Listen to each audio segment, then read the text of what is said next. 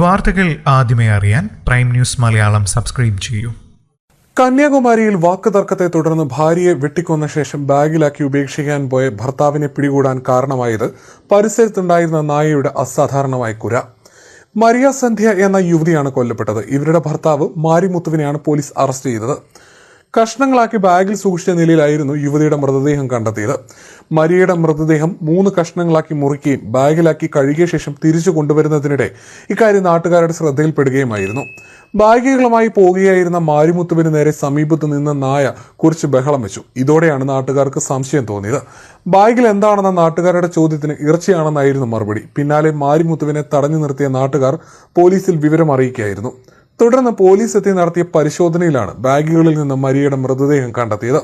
കഴിഞ്ഞ ദിവസമാണ് തമിഴ്നാട് കന്യാകുമാരി ജില്ലയിലെ 5 ഗ്രാമം എന്ന പ്രദേശത്തെ നടുക്കിയ കൊലപാതകം നടന്നത്. 5 മാസം മുൻപാണ് മാരിമുത്തുവും മരിയ സന്ധ്യയും 5 ഗ്രാമത്തിൽ താമസിക്കാനെത്തിയത്. തൂത്തുക്കുടിയിൽ മീൻ വിൽപ്പനയുമായി ബന്ധപ്പെട്ട കമ്പനിയിൽ ജോലി ചെയ്യുകയായിരുന്നു മരിയ സന്ധ്യ. മരിയ സന്ധ്യയുടെ പെരുമാറ്റത്തിൽ ഭർത്താവ് മാരിമുത്തുവിന് സംശയമുണ്ടായിരുന്നു. ഇതിനെ തുടർന്ന് ഇരുവരും തമ്മിൽ അടിക്കടി തർക്കങ്ങളും ഉണ്ടാകുകയും മരിയ സന്ധ്യയുമായി ബന്ധം വേണ്ടെന്ന് മാരിമുത്തു പറയുകയും ചെയ്തിരുന്നു. കഴിഞ്ഞ ദിവസം ജോലിക്ക് പോയ മരിയയോട് വീട്ടിലെത്തുവാൻ മാരിമുത്തു ആവശ്യപ്പെട്ടു. മരിയ വീട്ടിലെത്തുമ്പോൾ ഇയാൾ ടിവിയുടെ ശബ്ദം ഉച്ചത്തിൽ വെച്ചു. ഇതിനുശേഷമാണ് ഇയാൾ കൊലപാതകം നടത്തിയത്. മൃതദേഹം വീട്ടിൽ നിന്ന് മാറ്റാൻ ശ്രമിക്കുന്നതിനിടയിലാണ് പോലീസ് പിടിയിലാകുന്നത്. തുടർന്ന് പോലീസ് എത്തി മാരിമുത്തുവിനെ കസ്റ്റഡിയിലെടുക്കുകയായിരുന്നു. പിന്നീട് അറസ്റ്റ് രേഖപ്പെടുത്തുകയും ചെയ്തു. ഡെപ്യൂട്ടി പോലീസ് സൂപ്രണ്ട് മഹേഷ് കുമാറിന്റെ നേതൃത്വത്തിൽ തമിഴ്നാട് പോലീസ് അന്വേഷണം തുടരുകയാണ്.